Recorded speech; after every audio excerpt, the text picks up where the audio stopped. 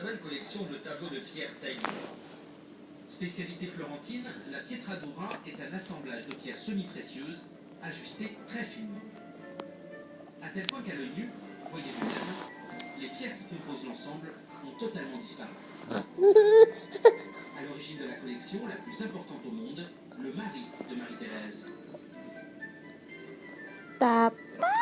Sur ce tableau, on peut même voir des détails très typiques de cette époque. Comme ici, par exemple, des talons rouges qui étaient très à la mode à la fin du XVIIIe siècle. Autre héritage de Marie-Thérèse, autre chef-d'œuvre sans équivalent, suivons le porte-parole dans la pièce d'à côté.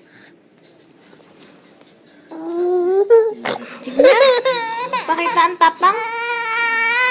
Cadeau offert à l'occasion du 10e anniversaire de l'avènement de Marie-Thérèse.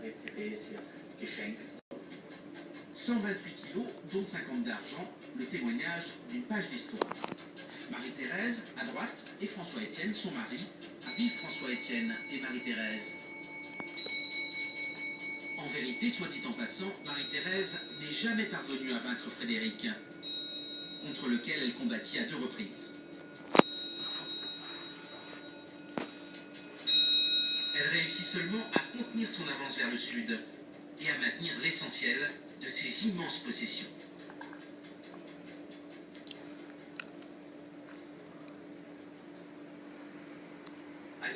Le président reçoit toutes les délégations ici dans la chambre de l'impératrice, où l'on prend d'ailleurs la photographie officielle de la visite d'État devant le tableau de Marie-Thérèse.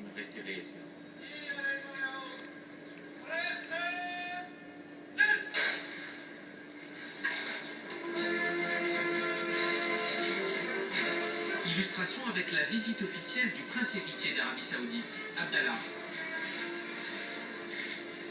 Visite à l'issue de laquelle il pose devant le portrait de l'impératrice, en compagnie du président autrichien et de la première dame du pays. Marie-Thérèse, reine d'un empire disparu, est une icône dans l'Autriche d'aujourd'hui.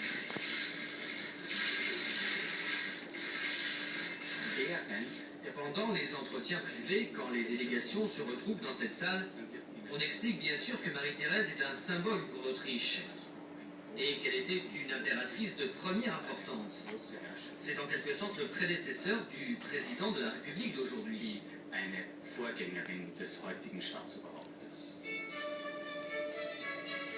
Prédécesseur lointain, mais sans comparaison en termes de puissance. Un aperçu de son empire en 1740, quand elle monte sur le trône.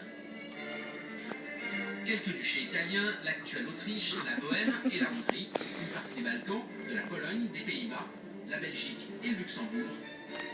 14 millions d'habitants. Pour l'époque, c'est non négligeable. Puissance démographique, économique, militaire et bien sûr culturelle.